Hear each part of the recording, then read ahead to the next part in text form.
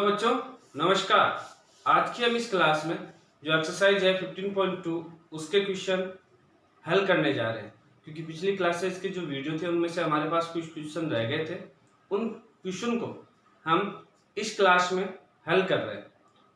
जो बच्चा पहली बार आज मेरे यूट्यूब चैनल से जुड़ रहा है, सबसे पहले वो मेरे YouTube channel Rakesh Sharma maths अड्डा को सब्सक्राइब कीजिए। अब हम बात करते हैं क्वेश्चन की। क्वेश्चन सबसे पहले है हमारे पास क्वेश्चन नंबर 8। क्या कहा गया है क्वेश्चन नंबर 8 में? हमें कहा गया है कि एक किसान के पास दो उर्वरक है, एक F1 है और एक F2 है। उर्वरक जो F1 में है उसमें 10% नाइट्रोजन और उर्वरक 6% फास्फोरिक अम्ल है, और उर्वरक जो F2 है उसमें 5% नाइट्रोजन और 10% फास्फोरिक अम्ल। देखो बच्चों, अपन ने जो भी यहाँ अभी तक जो पढ़ा थे, क्वेश्चन पढ़े थे, उनमें हमने देखा था कि हमारे पास क्लियर डाटा आ रहा था कि हमारे पास 2 घंटे लग रहे थे या हमारे पास 6 काम हो रहे थे। इसी प्रकार से क्वेश्चन जो आ रहे थे। अब यहाँ जो डाटा आया वो परसेंटेज में, तो इस परसेंटेज को सबसे पहले हम भिन्न संख्या में चेंज करेंगे। कैसे? 100 का भाग देके। उसके बाद में है कि मिट्टी की स्थितियों का परीक्षण करने के पश्चात एक किसान पाता है कि उसकी फसल के लिए 14 केजी नाइट्रोजन और 14 केजी फॉस्फोरिक अम्ल की आवश्यकता है। जो भी मिट्टी का परीक्षण करवाता है उसमें यह पाता है कि उससे 14 केजी हमारे पास जो फॉस्फोरिक अम्ल है और नाइट्रोजन की आवश्यकता है। इसका मतलब इससे ज्यादा की आवश्यकता नहीं है, या तो इतना ले या फिर इससे कम ले, वो बेटर है। अब उसके बाद में ये कहा गया है कि यदि F1 की कीमत, जो हमारे पास सबसे पहला उर्वरक था F1, उसकी कीमत 60 पैसे प्रति किग्रा है, और F2 है उसकी कीमत है वो 40 पैसे प्रति किग्रा है। तो प्रत्येक प्रकार का उर्वरक कितना उर्वरक उपयोग करना चाहिए ताकि न्यूनतम मूल्य पर वांछित पोषक तत्व मिल सके? तो सबसे पहले हम यहाँ से ये मान लेंगे कि माना कि जो हमारे पास F1 उर्वरक है वह x kg है और F2 उर्वरक है वह y kg। तो क्वेश्चन नंबर 8 हम कहेंगे कि माना कि उर्वरक F1 x kg व उर्वरक F2 y kg। ठीक है, अब हम यहां से एक टेबल बनाते हैं, एक टेबल का निर्माण करते हैं।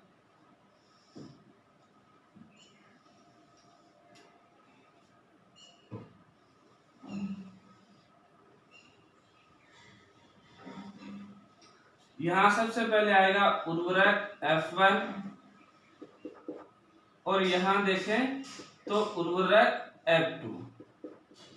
उसके बाद में यहां हमारे पास है नाइट्रोजन। ठीक है, उसके बाद में है फास्फोरिक अम्ल,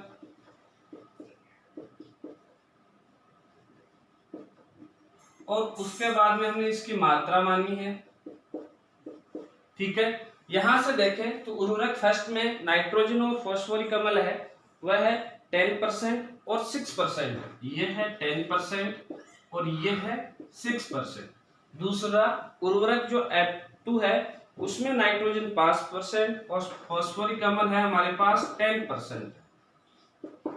ठीक है, मात्रा हमने यहां से मानी x kg और y kg। अब इसकी हमारे पास लागत भी है, तो लागत भी देखते हैं। ठीक है, हमें कहा गया है कितना उर्वरक मिलाया जाए। इसकी लागत है 1 kg की लागत है। यहां से लागत देखें या कीमत बोल सकते हैं, तो यहां से देखते हैं तो F1 की जो लागत है वह 60 पैसे है। तो 60 पैसे है तो हम उनको रुपीज में लिखते हैं, तो 0 पॉइंट क्या जाएगा 60। और जो उर्वरक F2 है उसकी जो लागत है वह है 40 पैसे, उसको भी हम रुपए में लिखते हैं, तो 0 पॉइंट क्या आ चुका है 40। ठीक है, सबसे पहले हम बात कर लेते हैं उद्देश्य फलन की। यहां से उद्देश्य फलन देखें। हाँ, उद्देश्य फलन से पहले एक बात और है। क्या है? पहले एक बात और कहा गया है कि हमारे पास जो इसका मिट्टी का परीक्षण करवाया, तो मिट्टी के परीक्षण कराने पर जो हमें रिजल्टेंट प्राप्त हुआ उसमें यह आया कि आपको उस मिट्टी में केवल 14 केजी नाइट्रोजन और 14 केजी आपको फॉस्फोरिक अम्ल की आवश्यकता है। ठीक है, तो यहां से हमें कहा गया इनकी आवश्यकता है, इससे ज्यादा की आवश्यकता नहीं है। तो हम कह सकते हैं कि लेस देन क्या आ गया 14 और लेस देन क्या आ चुका है 14 केजी। ठीक है, ये भी केजी में था, ये भी केजी में और ये भी, तो 14 लिख देते हैं। तो लेस देन क्या आ चुका है 14 आ चुका है। अब हम बात करते हैं उद्देश्य फलन की। तो सबसे पहला उद्देश्य क्या है हमारे पास ये उद्देश्य है कि उसकी जो लागत है वह न्यूनतम होनी चाहिए। ठीक है, तो लागत न्यूनतम होनी चाहिए। तो 1 केजी कितनी मात्रा है, तो x केजी की कितनी हो गई 0.60x प्लस 0.40y, ये आ चुका है उद्देश्य फलन। अब हम बात करते हैं व्यवरोध की। तो देखो यहां से सबसे पहले यहाँ परसेंटेज में है, तो ये जो परसेंटेज में है इनको हम किस में लिखेंगे, भिन्न संख्या रूप में लिखेंगे। तो भिन्न संख्या रूप देखें तो 10 बटा क्या आ गया 100 इंटू एक्स प्लस यहाँ से 5 बटा 100 इंटू वाई और लेस देन इक्वल क्या आ चुका है 14। मैं देख रहा हूँ ये डिवाइड हो रहा है किससे 25 से डिवाइड हो रहा है दोनों। तो यहाँ से आ चुका है 2x अपॉन 20 प्लस यहाँ से देखें तो 1 अपॉन 20y इंटू वाई और लेस देन इक्वल हो चुका है 14। इस भाग को उधर ले जाए तो ये बन चुका है यहाँ से 2x plus Y is less than equal 280। ठीक है, अब हम इसके एक टेबल की रचना करेंगे उसके बाद में। और दूसरी जो मैं देखूं यहाँ से दूसरा जो भाग है, दूसरा कौन सा, यहाँ से हमारे पास दूसरा जो व्यवरोध है वो देखते हैं फॉस्फोरिक अम्ल के लिए। तो यहाँ से आता है 6 अपॉन 100 प्लस आ चुका है 10 अपॉन यहाँ से 100 और यहाँ इंटू में x और यहाँ इंटू में हमारे पास है y प्लस 10 अपॉन 100 इंटू आ चुका है y और लेस देन इक्वल हो चुका है 14। मैं देख रहा हूं कि ये 2 से डिवाइड हो रहा है। यदि हम 2 से डिवाइड करते हैं यहाँ से तो 3x अपॉन हो चुका है 50 प्लस यहाँ से 5 अपॉन 50 इंटू y और लेस देन इक्वल हो चुका है 14। इस 50 को हम उधर ले जाएं तो हमारे पास बन जाएगा 3x प्लस 5y और लेस देन इक्वल, देखो यहाँ से कितना आता है, यहाँ से आया हमारे पास 70 और 100। ठीक है, ये डाटा हमारे पास आ चुका है। अब हम इसकी टेबल की रचना करते हैं। यदि मैं इसकी टेबल की रचना करता हूं तो मेरे पास यहाँ से आएगा x, यहाँ y, x का मान 0 तो y का मान आ रहा है हमारे पास 280 और यदि y का मान 0 है तो x का मान आ रहा है हमारे पास 140। ठीक है, अब हम इसी के क्षेत्र की गणना देखते हैं। यदि मैं इसकी क्षेत्र की गणना देखूं तो यहां से क्षेत्र में हमारे पास आवश्यकता है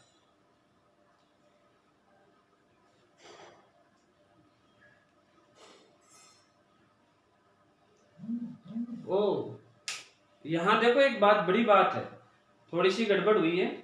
और उस गड़बड़ में क्या है कि यहाँ उसको 14 केजी अपनी फसल के लिए नाइट्रोजन और 14 केजी फॉस्फोरिक अम्ल की आवश्यकता है। इसका मतलब ये हुआ कि इतने की तो आवश्यकता है ही है, इससे ज्यादा भी हम उपयोग में ले सकते हैं। तो इसका मतलब यहाँ से हमारे पास कम का तो मतलब ही नहीं है कि इतनी तो आवश्यकता ही आवश्यकता है। तो यहाँ लेस देन नहीं होके क्या आ जाएगा ग्रेटर देन आएगा बच्चों। तो ध्यान रखना यहाँ ग्रेटर देन इक्वल, यहाँ भी ग्रेटर देन इक्वल और यहाँ भी ग्रेटर देन क्या आएगा इक्वल आएगा। यहाँ भी ग्रेटर देन इक्वल और ग्रेटर देन इक्वल। हाँ, अब हम इसके देखते हैं क्षेत्र की इसका हल क्षेत्र किसकी तरफ आता है असमीकाओं का। तो यदि मैं यहाँ 0 0 पुट करता हूं तो 0 इज ग्रेटर देन इक्वल 280। क्या ये बात सत्य है या असत्य है? असत्य है। असत्य है तो इसका हल क्षेत्र मूल बिंदु क्या आएगा विपरीत। तो मैं यहां से लिख दूंगा मूल बिंदु के विपरीत दिशा में। ठीक है, अब हम इसकी टेबल की रचना करते हैं। यदि मैं यहां से टेबल की रचना करता हूं तो यहां से टेबल की रचना में यहां से आया x, यहां से वैल्यू आई y। सबसे पहले x का मान 0 तो y का मान हमारे पास आ रहा है 1 4 0। उसके बाद में मैं कहूं कि y का मान 0, जब y का मान 0 आता है तो x का मान आता है 700 अपॉन क्या आ चुका है 3। अब इसका हल क्षेत्र देखें तो 0 इज ग्रेटर देन इक्वल क्या आ चुका है 700। क्या ये कथन सत्य है? नहीं। क्या हल क्षेत्र कैसे देखा, x की जगह 0 रखा और y की जगह हमने 0 मान रखा। तो अब ये आ चुका है, इसका हल क्षेत्र आ चुका है मूल बिंदु के विपरीत विपरीत दिशा में आ चुका है। ठीक है, तो अब हम इसका आलेख खींचते हैं। आलेख खींच के बाद में हम देखेंगे कि यहाँ हमारे पास जो डाटा आ रहे हैं वह डाटा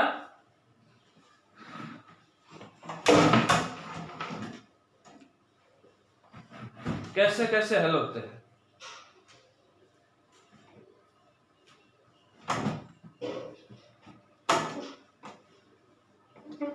डस्टर थारे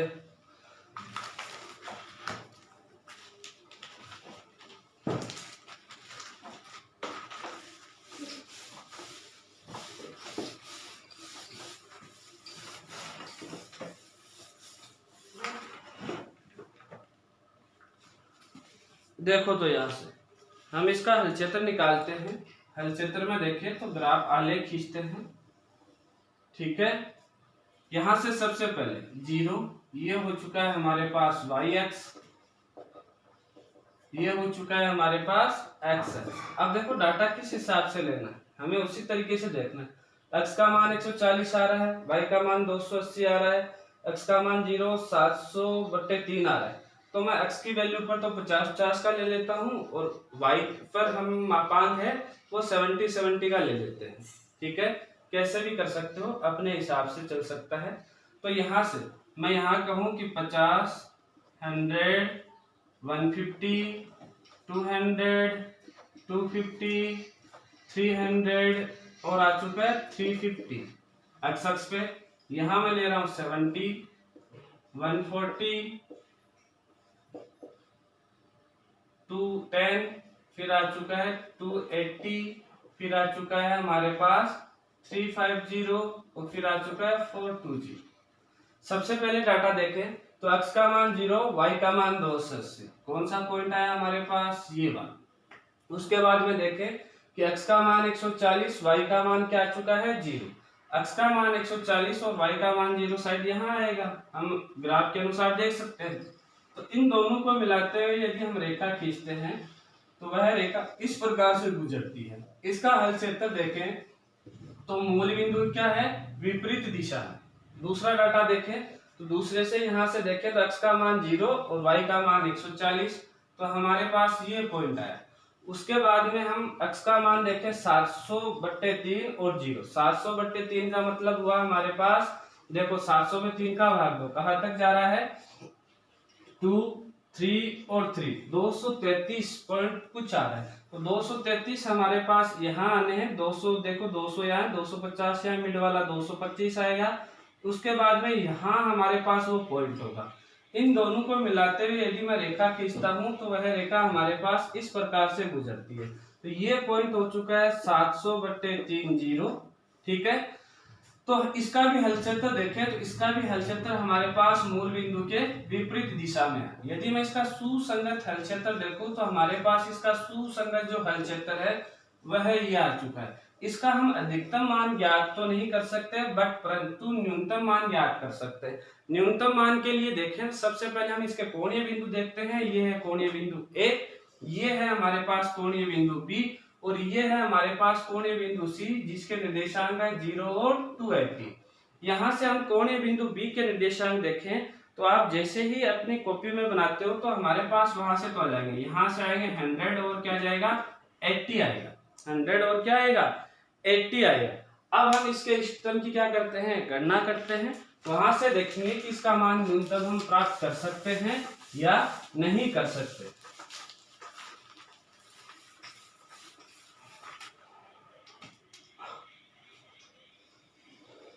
तो सबसे पहले हम लिखेंगे इष्टतम की गणना।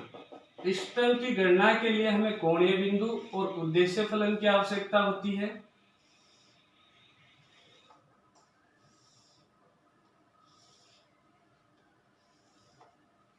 ये तो हुआ हमारे पास कोणीय बिंदु और ये हुआ हमारे पास उद्देश्य फलन।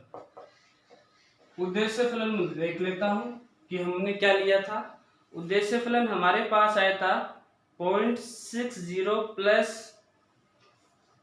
0.60x plus 0.40y। सबसे पहले देखें कोणीय बिंदु ए। कोणीय बिंदु ए के जो निर्देशांक है वह है 700/3 और 0। कोणीय बिंदु बी के निर्देशांक देखें तो वह है 100 और 80, और कोणीय बिंदु सी के निर्देशांक देखें तो वह है 0 और 280। अब इसको हम हल कर लेते हैं। हल करते हैं तो सबसे पहले ये डाटा यहाँ रखते हैं। अगर ये डाटा हम यहाँ रखेंगे तो देखो डस्टर, तो यदि हम ये डाटा यहाँ रखते हैं तो यहाँ से हमारे पास जो वैल्यू आती है वो आती है 140, फिर आता है 92, फिर आता है 190 है। यहाँ से यदि मैं सबसे कम वैल्यू देखूं तो सबसे न्यूनतम जो वैल्यू आ रही है वह है हमारे पास ये 112, सॉरी सबसे जो न्यूनतम वैल्यू आ रही है वह आ रही है 92। कितनी आ रही है? 92। अब मैं कहूंगा कि चूंकि सुसंगत हल क्षेत्र अपरिबद्ध है तो इसलिए अब देखो ये अपरिबद्ध है, इसलिए हम क्या करेंगे कि इस जो हमारे पास जो उद्देश्य फलन है उस उद्देश्य फलन के न्यूनतम है तो हम इसको लेस देन क्या कर देते हैं 92 कर देते हैं। अब इसका हम यदि हल क्षेत्र देखें, इसका पहले सबसे पहले आलेख खींचे तो वह है आलेख, देखो मैं dash dash dash dash dash line से गुजार रहा हूं, वह आलेख इस प्रकार से गुजरता है और इसका हल क्षेत्र है वह किसकी तरफ आएगा? मूल बिंदु की तरफ आता है। अगर मूल बिंदु की तरफ आता तो मैं कहूंगा ये जो एस समीकरण है, कोई बिंदु सुसंगत हल क्षेत्र से साझा नहीं है, इसलिए न्यूनतम मान कितना हुआ? 92। न्यूनतम मान कितना हुआ? 92 है। इसलिए हमें नाइट्रोजन की जो मात्रा लेनी है वह कितनी लेंगे? 100 kg, और यहां से हमारे पास जो फॉस्फोरिक की जो मात्रा थी, नहीं F1 उर्वरक जो F1 था वह होगा 100 kg, और उर्वरक जो हमारे पास F2 है वह होगा 80 kg।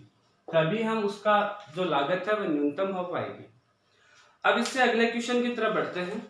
अगले क्वेश्चन को देखें तो देखो अगले क्वेश्चन में हमारे पास क्या है।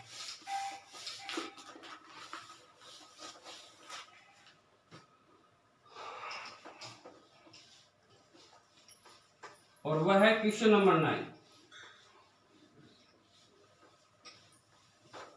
तो क्वेश्चन नंबर 9 की तरफ चले तो क्वेश्चन नंबर 9 में हमारे पास कहा गया है कि एक व्यापारी दो प्रकार के निजी कंप्यूटर, एक डेस्कटॉप नमूना, एक दूसरा पोर्टेबल नमूना, जिसकी कीमत क्रमशः 25,000 और 40,000 रुपये होगी, बेचने की योजना बनाता है। वह अनुमान लगाता है कंप्यूटर की कुल मासिक जो मांग है वह 250 नग से अधिक नहीं है। पर दोनों कंप्यूटर को यदि हम मिलाते हैं, चाहे पोर्टेबल नमूना हो चाहे हमारे पास डेस्कटॉप नमूना हो, उनकी दोनों की जो मांग है वह 250 से अधिक नहीं। अब प्रत्येक कंप्यूटर के नगों की संख्या ज्ञात कीजिए जिससे सौदागर अधिकतम लाभ प्राप्त करने के लिए संग्रह करे। यदि उसके पास निवेश के लिए 70 लाख रुपए से अधिक नहीं है तो डेस्कटॉप नमूने पर उसका लाभ 4500 रुपए है और पोर्टेबल नमूने पर उसका 5000 लाभ हो। तो यहां से हम कहेंगे कि माना कि क्वेश्चन नंबर जो 9 है उसमें कहेंगे कि माना कि यहां से एक तो है डेस्कटॉप, माना कि डेस्कटॉप नमूने की संख्या, डेस्कटॉप नमूने व पोर्टेबल नमूने की संख्या x व y है। ठीक है, अब हम इससे टेबल बनाते हैं। यदि हम टेबल की संरचना बनाते हैं तो टेबल की संरचना में देखो हम कैसे कैसे क्या लिखते हैं।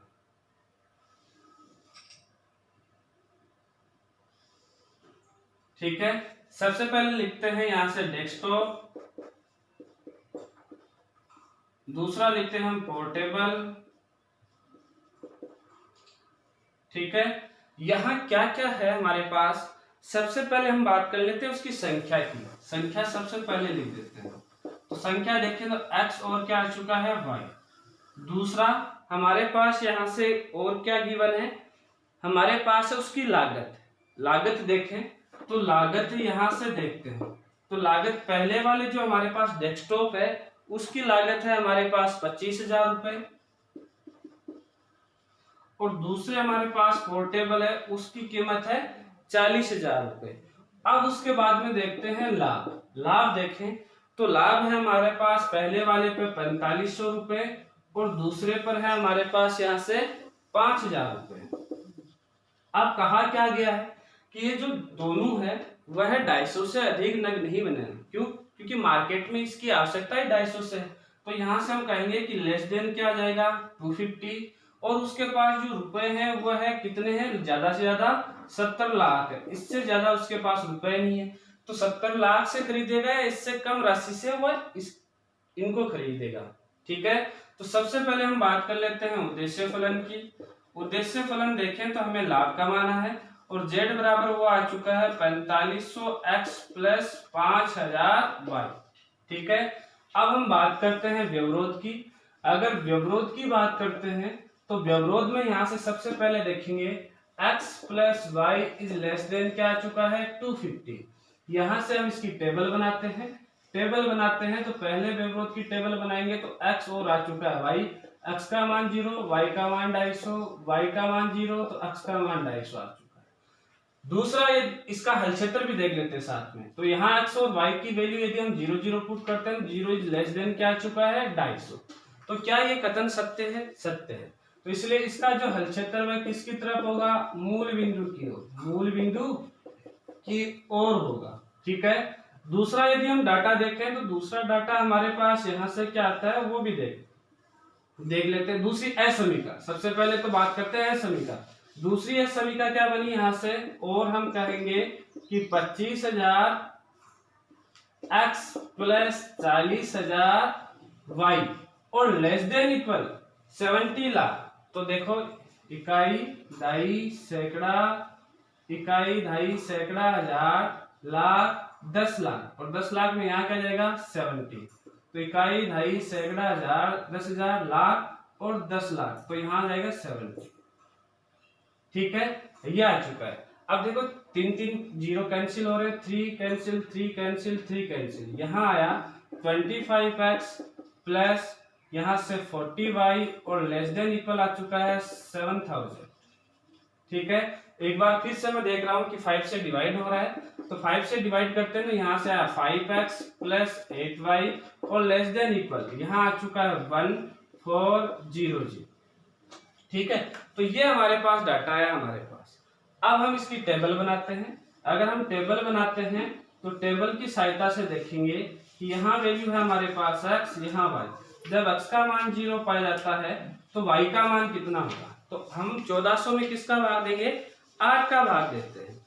यदि हम 1400 में 8 का भाग देते हैं तो हम पाएंगे यहाँ से, देखो भाग दो, 8 एकम 8, कितने बच्चे 6, और ये हो चुका है 60, 8 7 56, 4 8 5 40, 175 आए। अब हम कहेंगे जब y का मान 0 हो तो x का मान आता है 2 और 280।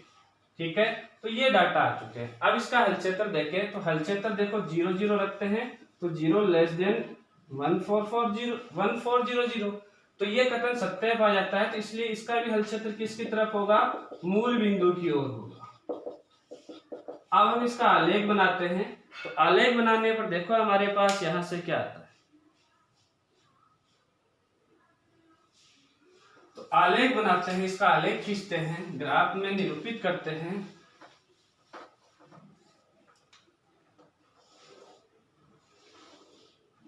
तो देखो ये है हमारे पास x अक्ष पे इधर भी 250 है, इधर भी 280 आ रहा है, तो हम 50-50 का ले लेते हैं।